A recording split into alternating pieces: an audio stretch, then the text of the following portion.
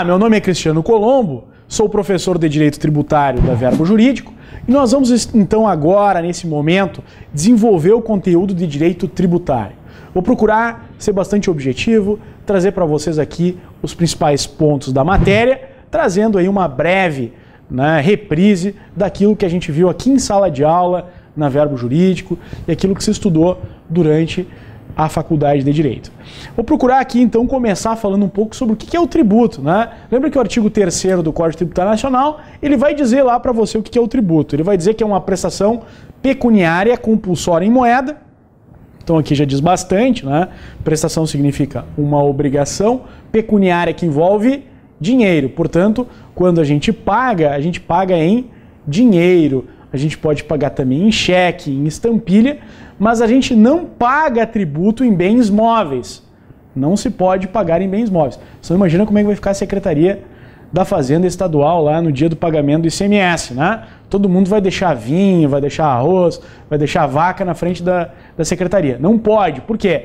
Porque é proibido pagar com bens móveis, Deve ser pago em dinheiro. Por isso que diz o artigo. Prestação pecuniária compulsória, em moeda, significa em dinheiro, em cheque, estampilha, mas envolvendo uma questão pecuniária. Portanto, é inadmissível a prestação in natura, a entrega de bens, como eu acabei de falar, ou em labore. Por exemplo, um advogado que deve ISS querer pagar com os serviços. Ele não pode fazer isso. Então está vedado. Também, multa não é tributo, por isso que diz o artigo que não constitui sanção de ato ilícito. Lembrando que há aqui referência ao princípio da legalidade, instituído em lei, e também, por último, a atividade deve ser plenamente vinculada, ou seja, não pode ser discricionária. O fiscal, ao verificar a existência de um fato gerador, deve efetuar o lançamento.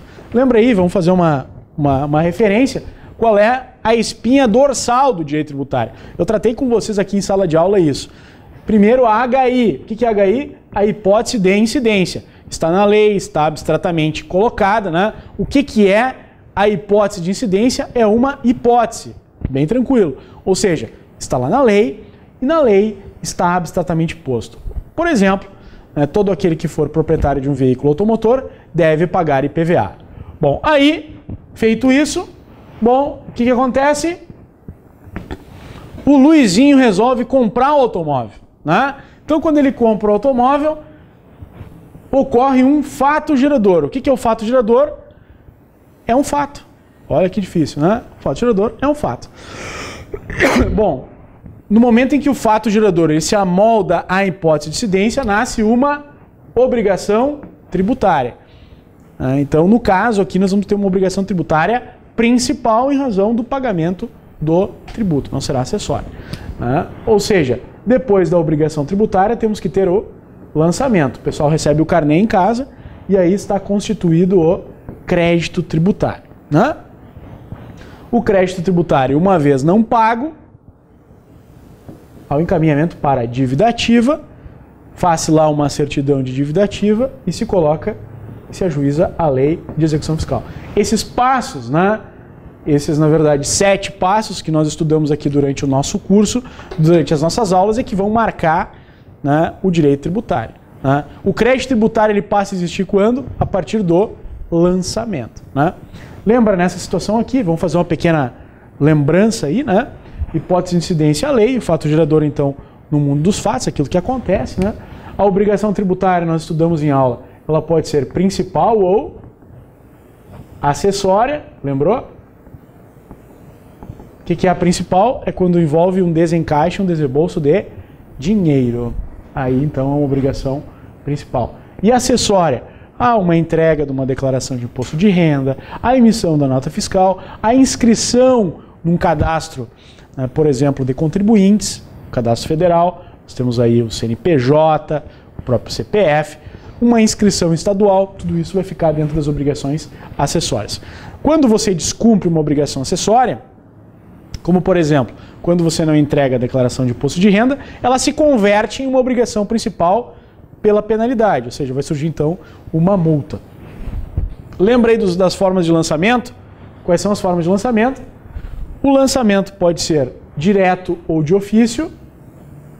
quando só há participação, só existe a participação da autoridade, lembra do IPTU, o IPVA, esses casos assim normalmente são mandados tudo pelo correio, né? Então é feito lá o lançamento e é notificado, né? O contribuinte nem participa desse procedimento, né? Então nós temos aí então o lançamento direto de ofício. Nós temos ainda aqui, podemos ter o lançamento por homologação, que é aquele em que o contribuinte ele vai lá, paga, faz o cálculo e paga e aguarda, né? Então o PIS, a COFINS, enfim, todos esses, né? O ICMS e tal. E nós temos ainda o lançamento, podemos assim denominar, por declaração. Quando o contribuinte presta informações à Fazenda e a Fazenda faz o lançamento. Como é o caso do ITBI, por exemplo.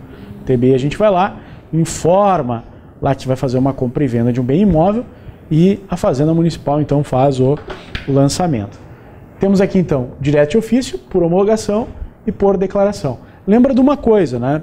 Toda vez, homologação, né? Quais são os impostos aí que a gente pode dizer que são por homologação? Olha, lembra aí, né? O imposto de renda é o caso, porque você vai lá, calcula e paga e aguarda. O que mais? O PIS, a COFINS, o ICMS, o ISS. Tudo bem.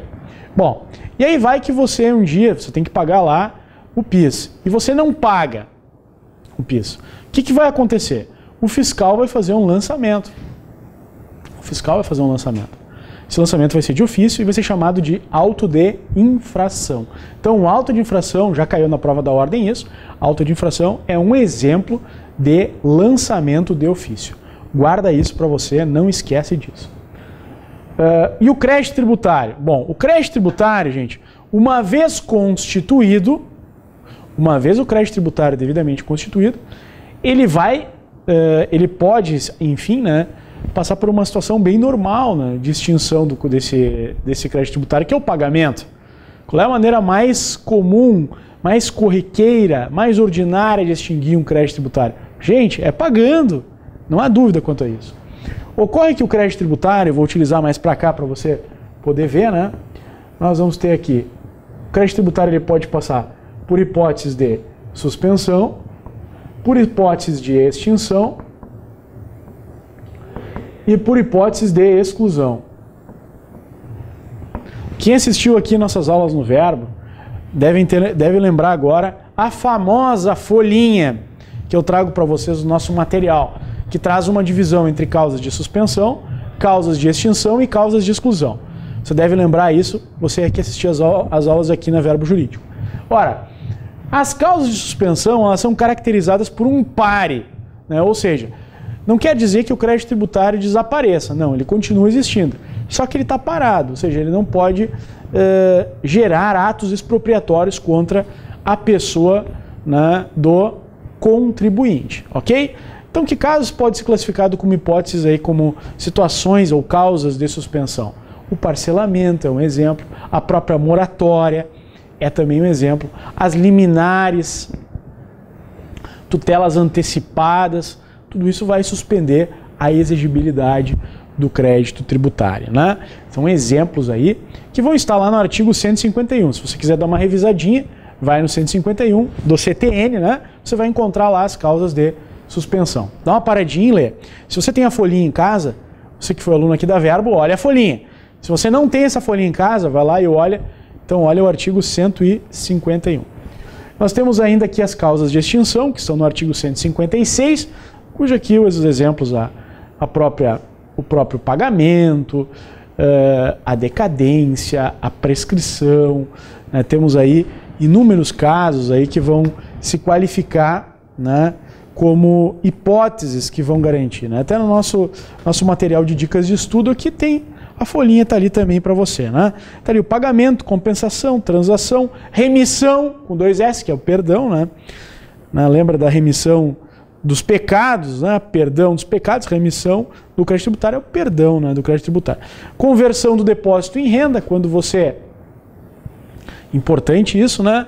Quando você, por exemplo, ajuiza uma ação, uma demanda, e você deposita judicialmente, você está discutindo, ou seja, você entende que não deve, aí você vai lá, ajuiza a ação e deposita judicialmente. Isso é uma causa de suspensão. Ao final desse processo, você perdeu, a ação foi julgada improcedente. Esse valor ele vai ser convertido em renda para uma fazenda pública, ou seja, para a figura do réu nessa ação, que pode ser a União, se for imposto de renda, pode ser o Estado, por exemplo, se for um ICMS, ou pode ser o município, se for ISS. Né? Você depositou, é dito lá pelo juiz que há relação jurídica tributária, você tem que pagar, esse valor vai ser convertido em renda. E nesse caso nós vamos ter uma hipótese de extinção. Quando você deposita, né? Quando você deposita para discutir, suspensão. Quando um depósito montante integral, no caso, como diz a lei no artigo 151, quando ele é convertido em renda para uma fazenda, né? Então da União, Estado e Distrito Federal, bom, aí no caso você tem a extinção. Lembra também que tem uma hipótese de consignação em pagamento. Né? Perguntar para vocês aí de casa aí, que hipótese, aonde se enquadra então? Será que é suspensão, extinção ou exclusão? A consignação em pagamento. Ora, a consignação em pagamento é uma causa de extinção. Se pagamento é extinção, a consignação em pagamento é uma causa de extinção. Lembra ainda também, falar aqui, importante falar da exclusão. A exclusão do crédito tributário vai ter apenas duas hipóteses, que é a isenção e a anistia. Né? A anistia que se aplicará às penalidades e a isenção que se aplicará ao crédito tributário. Né? Então vejam, eu trago aqui todas na nossa folhinha. Vocês vão encontrar então no artigo 151 as causas de suspensão, no artigo 156 as causas de extinção e no artigo 175 as causas de exclusão. Pensa assim, né? Quando né, suspende o crédito tributário, você deve lembrar aí que nós estamos falando de uma causa de suspensão. Bom, agora pensa assim, desapareceu. Bom, é isenção? É anistia? Então é causa de exclusão. Se não é isenção e se não é anistia, bom, causa de extinção. Como é que pode aparecer isso na prova? Já apareceu aí dizendo o seguinte, uma vez apareceu, né? Havia uma lei que excluía o crédito tributário. Se a lei exclui o crédito tributário, só pode ser exclusão. Como é o crédito tributário, é isenção. Lembra disso. Agora, uma vez disseram assim, uma lei extinguiu o crédito tributário. Bom, se a lei extinguiu o crédito tributário, tu tens que olhar para alguma das hipóteses do 156. É muito comum, gente, é muito corriqueiro cair questões pedindo para você aí de casa diferenciar se nós estamos falando de extinção, de exclusão ou de suspensão. Por isso, uma boa revisão antes da prova passa por isso. Passa por essa análise aí, no caso, né, das diferenças entre extinção, exclusão e suspensão. Né? Gente, ficam essas dicas então para você. Nós verificamos aqui, fizemos essa classificação, falamos o que é o tributo e para finalizar aqui, olha que teve uma vez aqui no exame de ordem que eu falei exatamente dessa última dica aqui e a dica caiu, batata, caiu na prova. Então, para finalizar aqui, lembra quais são as espécies tributárias? Quais são elas? Imposto, taxa, contribuição de melhoria, contribuições especiais e empréstimo compulsório.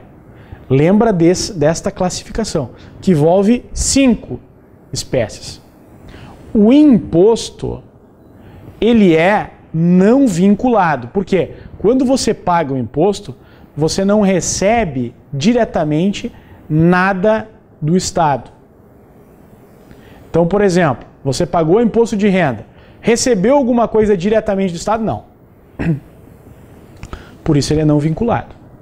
Imposto. Vamos lembrar aí. IPVA, todos os IS, né? IPVA, ITCD, imposto de renda, IOF, os impostos, então, você paga e não recebe nada diretamente. Por isso eles são considerados não vinculados. A taxa ela é vinculada. Por quê? Porque você paga para receber um serviço público específico e divisível. Aliás, né, ou ainda uma fiscalização. Pode acontecer também. Podemos falar aqui do poder de polícia que está presente nas taxas. Lembra uma coisa aqui que é bastante importante. Olha só. Taxa de coleta de lixo, por exemplo. Vamos imaginar que você deixou seu apartamento fechado durante 5 anos porque você ficou no exterior e não produziu nada de lixo. Pergunto a você, você deve essa taxa?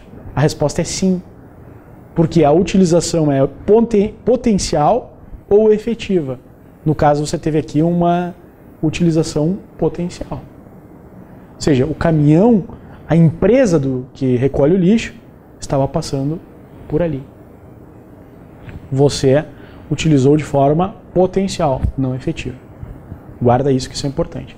A taxa ela é vinculada. Então temos os impostos, as taxas, contribuições de melhoria, como eu gosto de referir, a contribuição é de melhoria, não de pioria, né? Não de pioria.